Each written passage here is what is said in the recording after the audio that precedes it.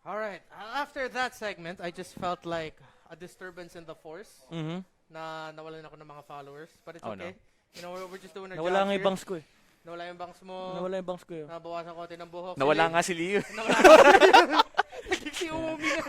And yeah, by the way, we're joined here by Umi Midnight. My name is Reptar. We're back here for Day Zero. Ngayon, pag-usapan naman natin ang meta, ang mga heroes na pwede natin ma-expect for MPL Season 7. Now, a lot of people are saying that coming from M2, parang sobrang predictable na yung meta natin sa 7. Hindi. If you've been watching the latest tournaments, MPL ID at MYSG, nauna na nga sa atin, the meta is starting to get really, really interesting. We're starting to see diversity. Omi, lay us down. What are we expecting for the meta of MPL-PH? Well, going back sa nakita natin sa mga Filipino players natin in open qualifiers, we really saw a lot of high-range mages.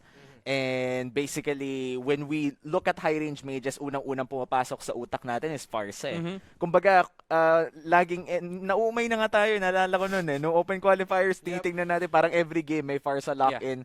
And dahil nga merong mga Farsa lock-in, we always see these two heroes na sunod. It's either the Sylvana or the Jawhead. Yung mga taong talagang nanguhuli ng mga ganong klaseng mages. And usually, feeling one person na syempre hindi na nakasali sa ating MPL regular season that I remember is Archangel's pangalan, Joy Boy. Si Joy Boy, yeah. Who played Jawhead so well during the open qualifiers.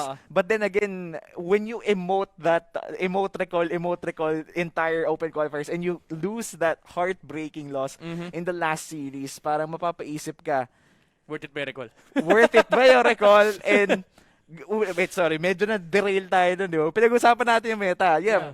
Pinaano ko yun. Sinasabi ko sa iyo is yung Farsa, the high-range mages is what we're looking out for now. And the latest hero as well, it's Eve. Yeah. High-range mage din siya. Pero I feel like it's lackluster. Pero pag-usapan natin yun mamaya. So, apart from high-range mages, I have to say that fighters as well that could heal up in front of the fights. So we're looking at Yuzhong, we're looking at Taos. Even if they got nerfed a little bit, I would say that they're still inside the meta, considering that these fighters or bruisers, I would say, are the ones that really carry out a prolonged team fight, let's say. The more they heal up, the more they deal damage, and sometimes backline access as well. So if you think about backline access while healing up, there's two heroes that comes in mind: Benedetta and Yuzhong. Yeah. Alright, so for you, you're really looking out for the XP laners, the fighters, the bruisers na tinawag mo, kumbaga, yung that sort of act as like a secondary tank na team. Kasi dahil sa sobrang kunat sustain nila, can extend team fights, and of course, the long-range poke mages as well. And honestly, looking back into, let's go back to a tournament that a lot of people had their eyes on that we've mentioned, Juicy Legends. That's looking to be really, really true. There's a lot of importance in those two positions. What about you, Midnight? Your thoughts? For the meta, I look at it in two ways kasi. There's the theoretical aspect where we can theory craft everything, and there's the actual gameplay. I believe we have prepared stats here for MPL in Indonesia. Yung sinasabi ng lahat ng Pilipino na pinakalauna daw lagi sa meta kasi sila pinakaunang MPL. So, I believe you two made good points, no. Ang pinaka-priority talaga ngayon is yung tank and supports, pati na rin yung mga backline fighters. Fighters are essentially the foundation of drafting nowadays. Kasi if you think about it, every time a professional team drafts, they usually try to pick one of the either a support, either a fighter or a tank. And usually yung tank support kasi ngayon nagiging flexible na, no. So you'd see a lot of Sylvanas, you'd see a lot of Jawheads. So those are the heroes that you would typically expect in a professional gameplay. But when we saw MPL Indonesia around the corner, we saw the rise of Paquito. No, Paquito first picks, Paquito 2 picks kasi ang daming potential, ang daming flexing prowess ni Paquito on the fighter role, on the tank role, and it does fulfill a lot of the conditions that you need on this specific meta, no. And just to expound, we can show you the top 5 banned heroes and top 5 picked heroes of MPL ID. The most contested is the Paquito. It's either banned or picked. Alongside the Benedetta, the Natalia, and of course Brody. Si Brody talaga never saw the light of day. I think there was one game. There was 2 games that Indonesia was able to play on the hero. I think one was a loss and one was a victory. So, ito yung mga types ng heroes na makikita natin nowadays. The top 5 banned heroes for MPL Indonesia is the Matilda, Natalia, Brody, Berdeta, Selena. If you try to expound on what these heroes do, no, doon yung makikita yung sinasabi ni Uomi kanina, the backline access. You have Berdeta that can sustain the front line and even the backline assassinate some heroes there. Selena, we all know how almighty that hero is. Matilda is the newest addition to this lineup. What Matilda does is it acts like a pseudo fighter on the tank and or support role kasi it pokes with heavy damage, it's heavily sustainable, and it executes team fight. It initiates for you. So parang alam mo, pag nilagyan mo ng category si Matilda, napakaraming pros, napakakunti ng cons. So that's the thing about Matilda. And si Matilda, if you first pick it, there's no real counter for it. Although medyo nasaktan siya sa recent patch, no? There's no real counter for Matilda in the early game. So that's the reason why these teams, they look up at Matilda like a lot, no? By a huge margin. And it evolved to a point where teams just first pick it. If you don't ban it, they're gonna first pick it. Yeah. And this meta and this top 5 banned heroes from MPL Indonesia, going into the first weekend of MPL Philippines Season 7, I don't see that changing that much. Wag natin kalimutan. Again, we are in the latest patch now, and that is gonna be the patch na kung saan maglalaban ng mga teams, kung saan natin nakita na ban si Brody. There's gonna be penalties now for us building defense items for Brody. Mas maganda na mag-build ka na ng damage items for Brody. So wala na yung tank Brody type of builds. Matilda, the main nerf to her was what? Yung wisps lang niya. Mas spread out na eh. Hindi lang masyado magfo-focus sa heroes eh. So you really have to be careful of when you use that. I feel like it's not gonna be changing. I feel like going into this first weekend lang, it's still gonna be very similar to what we've seen from ID and even MYSG and what we've been seeing recently. And if you haven't seen any Paquito games just yet, wait for something special, guys, because Paquito is an absolutely crazy game. Yeah, and we've seen it already. A lot of Filipino players are insane on this Paquito. Siyempre, may inspire ka laruin yun. It's something based on our culture. Yeah. When you see players, talented players play Paquito, men, ikaw nag-cast dun. 4v1. That was NXP, no? Di ko NXP sila, hindi pala NXP. Patrick Viray Esports. Si Virus on the Paquito. 4v1. Insane. 4v1. Parang minamaw lang niya talaga. Yeah, exactly. And kaya pa niya yun. And it goes back to the point that you mentioned earlier where you really need fighters who has a lot to sustain. And other than sustain in team fights, looking at it in a laning perspective, it's really important now to have fighters who can hold the lane, but not just hold. Clear the game. Clear the lane really fast. Yes. Kaya nga napakataas ng importance with Benedetta. It's a hero that after clearing a wave, you don't know where the guy is rotating. For the XP lane, most of the time, if the XP lane is in the bot lane, expect that your purple buff will get invaded. If it is a jungle Benedetta, which has been happening around MPL ID, ginagawa nilang jungle yung Benedetta, super fast clear in the mid lane. And some teams even put it on a tank roll, which is absurd, but it works. Psycho, diba? At least He gumagana. gumagana. He plays Benedetta on the tank roll. His sole job in the game, his sole purpose in the game, it's not to tank enemy damage, it's not to give vision, it's to clear minion waves. Yun lang. Clear minion waves, even disrupt a little bit. Again, so many things to look out for in the meta. Someone we gotta look out for is one of the newest heroes. I think right now you could still consider her the newest kasi hindi pa na-release yung pinakabagong hero natin. We're gonna be talking about Eve. Now, nung nakita ng mga, because I went through the posts, I went through the comment sections of posts concerning Eve, parang 50-50. People couldn't decide, overpowered ba tong si Eve or mahina ba siya? Ang ganda nung ultimate niya, naging chessboard niya tawag. Tawag sa ultimate niya, naging Queen's Gambit daw yung ultimate niya eh. But you, as a mage main yourself, how do you feel about Eve, her kit, and her usability dito sa MPL Season 7? Honestly, I feel like I'm playing a budget Farsa when I play. Really? Budget? Yeah, budget Farsa. I mean, the ultimate Farsa deals a lot more damage than your ultimate ni Eve. And apart from it dealing a lot more damage, it's easily executable as well. Because if you look at the graphic right here, it gives you a lot of options. You can point and drag, you can choose to just drop damage. Mas malakas yung damage when you just tap it. But at the end of the day, when you're at this vulnerable stage and wala kang wings by wings, and yes, the range is big, ang feeling ko lang yung pinaka-contrasting na part para sa akin with Eve is the range of his ultimate doesn't really support the range of his other abilities. And the fact that you need to hit the center of your first skill to deal the significant amount of damage, and it's not really helping his artillery type feel. You would want to be able to deal damage as big as your ultimate, or at least kahit 3/4 din lang ng range. Kasi when you have all of these abilities that yes, yung second ability niya maaabot naman. But then again, you need to point and drag pa eh. So it takes a lot of time. At the end of the day, you look at Farsa, more mobility, more damage. It's easier to use, and mas may hard CC siya. The only CC here, by the way, is just a slow, Yun lang. Yeah, although it seems like despite like we've talked about it, you've hard spat Eve quite well. Even though you say that it feels like Eve is a budget Farsa, para sa'yo, ano yung biggest strength ni Eve and the main thing that we should watch out for? Kasi admittedly, yung damage niya, it's not in the level of Farsa. No one is in the level of Farsa in terms of burst damage dun sa feathered airstrike niya. So ano talaga yung lakas ni Eve at dinadala niya for a team that uses her?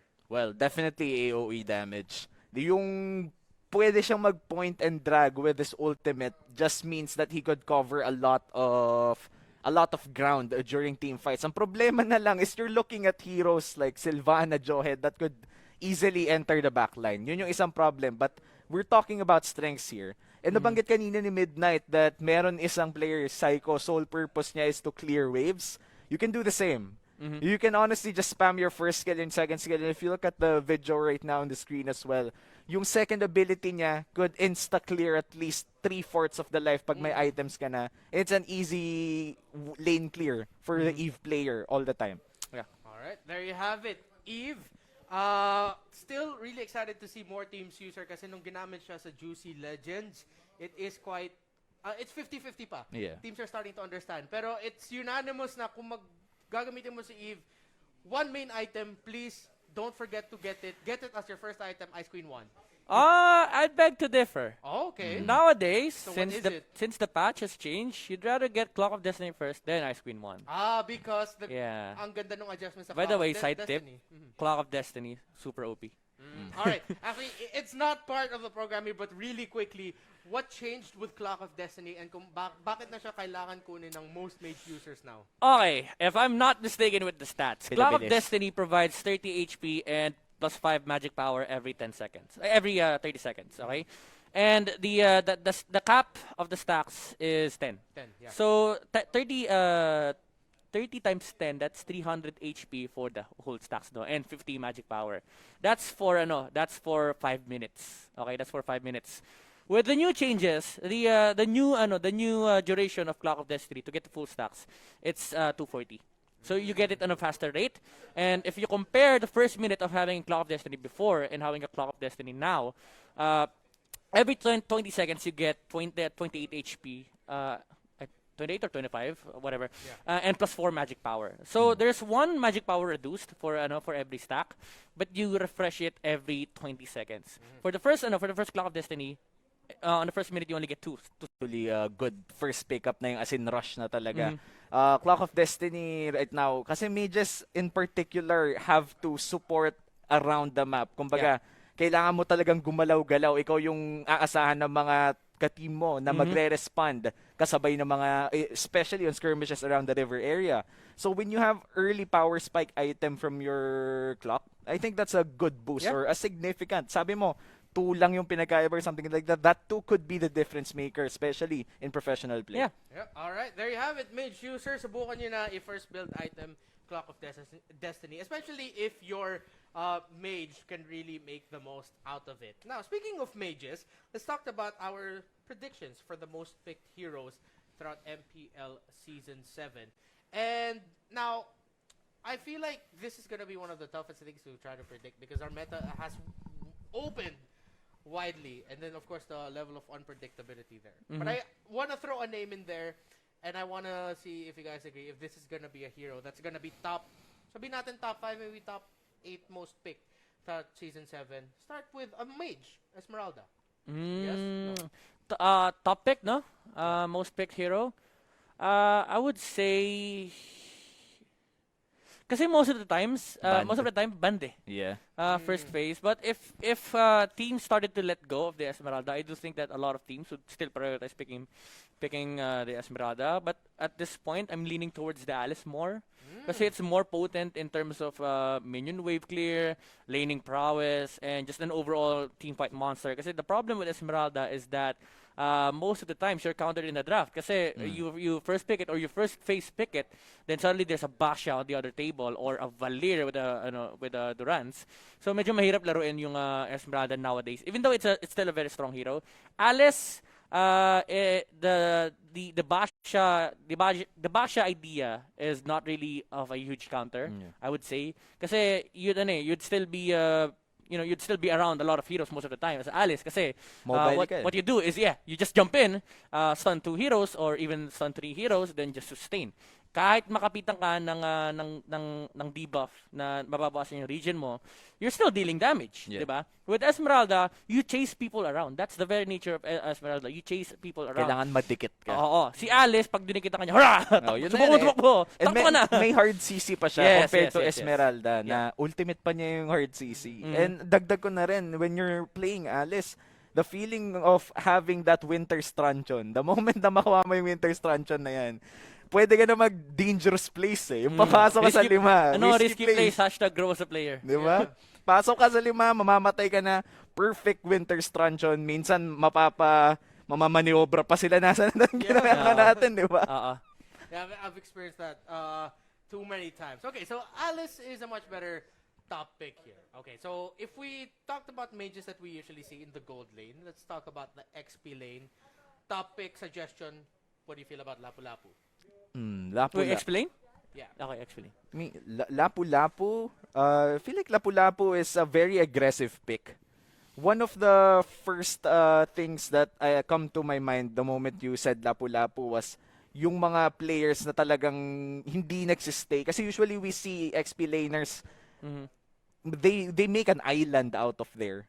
Pero a lot of Lapu-Lapu players, they tend to help other lanes once they have access to their ultimate kasi it's so good as diving material. A lot of stuns, a lot of damage, the fact that he could dash in and out, and even when he's on his twin axe forms, he could still deal long range damage. So I would say that hindi siya yung parang go-to pick in terms of if you want a secure lane. If you want to pull aggressive plays, by all means, lock in that Lapu-Lapu. I think for me, the king of X-Plane is still Benedetta, even though it experienced a massive nerf.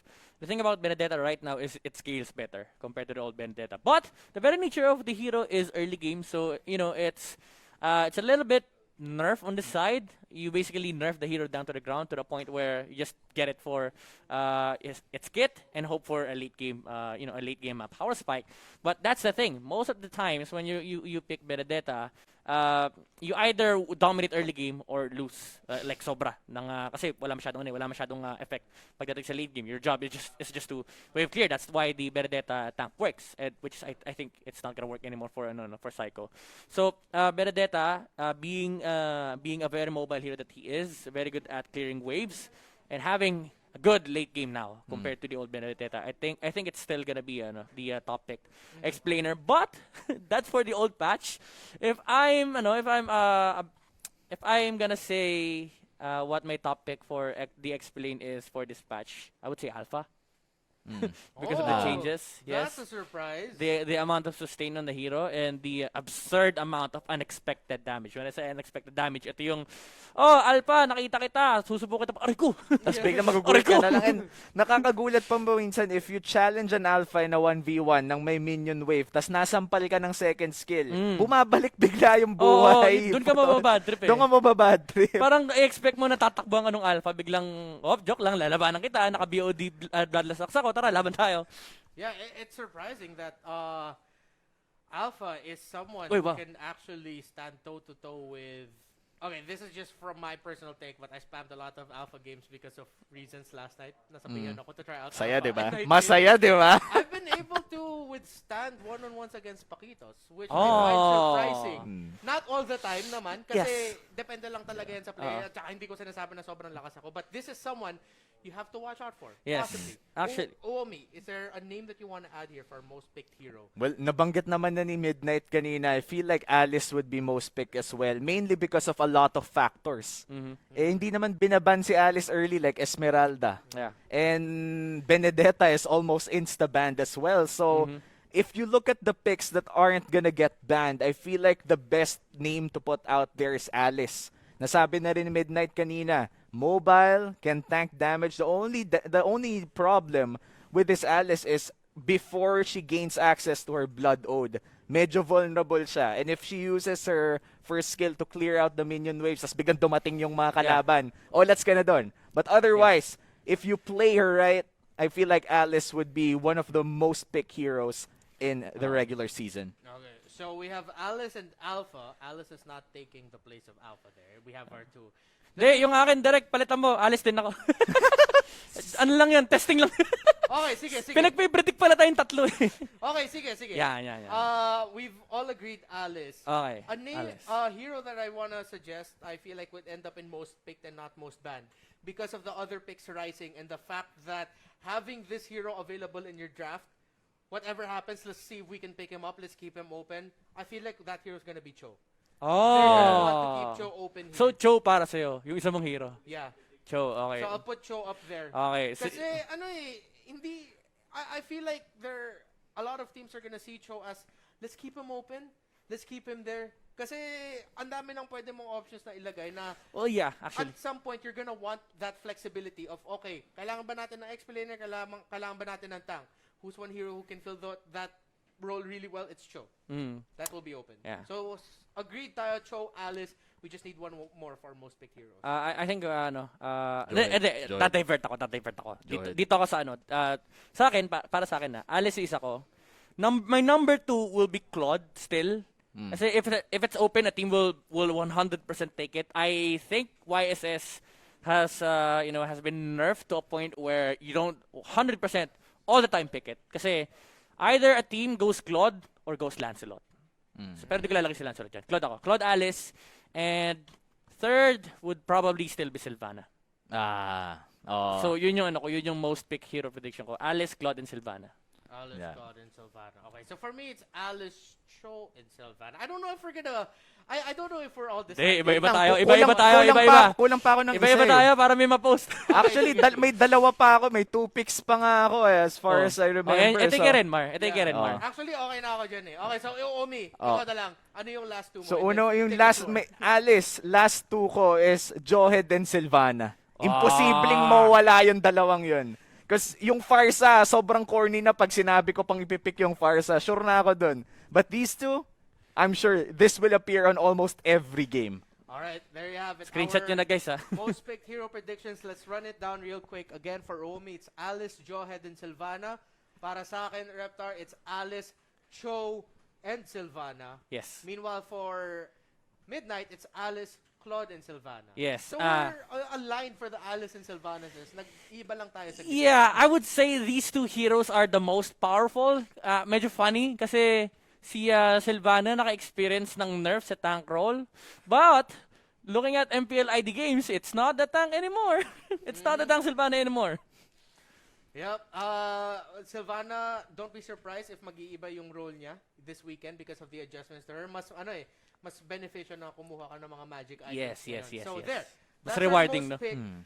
Pag-usapan naman natin most banned. So these are the picks that most likely Ito will madali not to. see the light of day. I think we can all agree that most likely hindi pa rin natin makita si Brody. Yes. I don't. Ay, sige, ikaw, sige. Sige, most banned hero ko. Sige, re-rectahin ko na tatlo. 1, 2, 3, go. Tatlo. Selena, Natalia, Matilda. Okay. Selena, Natalia, Matilda. I don't think these two heroes, Selena, Natalia, you can fight against. Matilda is because most PH teams don't want early game aggression and early game dominance. Kasi there are 2 supports in the current meta, that are really irritating in the mid lane. No? Kasi kapag nag-usap tayo ng supports, usually may 1v1 sa mid na nangyayari. Parang, mid-mages battle eh. Pero they're on support role. It's either the Matilda or the Eve. These two heroes, they're really hard to beat down during the laning stage. Now, Matilda has been nerfed to a point where you don't win 1v1 lanes anymore because of the minion waves. But the very nature of Matilda, it doesn't stay in the wave. Ang laging ginagawa ng Matilda is sinasama niya yung tank niya. Nambubuli tong taong to eh. Yung parang, uy, nagja-jungle, tara, batuin natin ng 3 bola. Parang si Chango eh. Namamato ng 3 bola eh. So that's the essence of Matilda. So I don't think a lot of teams would have fun playing against this hero. That's the reason why I think they're gonna ban Matilda. Probably on the red side. I don't see teams trying to ban Matilda on the blue side kasi you want to first pick it. So it's mostly on the red side. Yeah. Alright, so we already have 3 there for Midnight. Selena, Natalia, Matilda, and I honestly won't be surprised if we're gonna be same here. Although, para sa akin, my Brody still sticks. But we'll get to me later. Omi. You know, Sa'yo, sino yung mga tatlo mo? gusto ko sana ibahin ng konti, pero it's actually true. Ganun na ganun din. Wala. Natalia, Selena, Matilda talaga. Bawal, eh. bawal. Bawal ba? Sige, papalitan ko yung... Bawal. Sige, kung bawal, may ipapalitan na ako isa. Sorry, Rep. I gotta take your Brody. Let's just say Alright, na okay, maging open yung Matilda. I feel like, you know what? Mas ma-open pa yung Selena. Sige, let's go Natalia. Oh, wow, seryoso. Natalia, Matilda, And Brody. Wow. Kasi yun na lang. Kasi feeling ko si Selena, even if, like, tinanggal ko yung Selena. Bakit? I feel like Selena, it still has a lot of, let's say, malaking threat pa rin niya. Pero, even if you don't ban her out, I feel like there's already a lot of counters to a Selena at this point eh. I mean, there's the Digi tank, diba? For one. Kumbaga, kahit ma-leave siya open, it's not really a big threat as long as you know what to do. And we're talking about teams na talagang kalkulado and may comms sila. Because what makes Selena deadly in solo queue is because people don't talk there. Hindi nila sasabihin na yung Selena nandito. Pre, may pana. Magugulat ka na lang, tinamaan ka na, and mamamatay ka na. But we're talking about professional teams who communicate absolutely everything. Yes. So, I feel like to counter Selena, that's just proper picks and proper communication. And most of our teams know how to do that. Brody. Man, the sad thing about going last is you're gonna sound like a broken record. But the most banned heroes lately are... May rason eh. Na... Lagyan mo na dyan si Natalia. Natalia is in the hands of pro teams. Even just general players like you and me, there's a reason why you always ban Natalia. Not Hellkurt, Natalia. Yes, please. It's because in the hands of a pro team, sobrang lethal. That's actually. constant information, surprise, mababurst ka, naiwan mo yung yung carry mo, biglang Goodbye. huli yung carry mo. Yung nakakairita dito, yung pag tinanong ka, biglang may kidlat. Yung akala mo tapos na yung banat niya sa'yo, tapos may biglang, execute bigla. minsan nga nakatalikod pa eh. Yun yung nakakairita Cool eh. guys don't look at explosion. Fade away Yes. pa yung kidlat niya. Balik mo nga yung direct. Sino yan? Most Silvano ba banned yan? heroes, hindi, lahat naging Natalia. Yan yung most bad ko. Thank you, good night, day zero's over. Joke lang. But, Natalia, I'm still gonna stick with Brody as a... Brody. In the long run, he'll end up becoming one of the most banned. Pero feel ko there'll be some point siguro middle of the season na we're gonna see more of Brody. But then eventually Brody's gonna come back.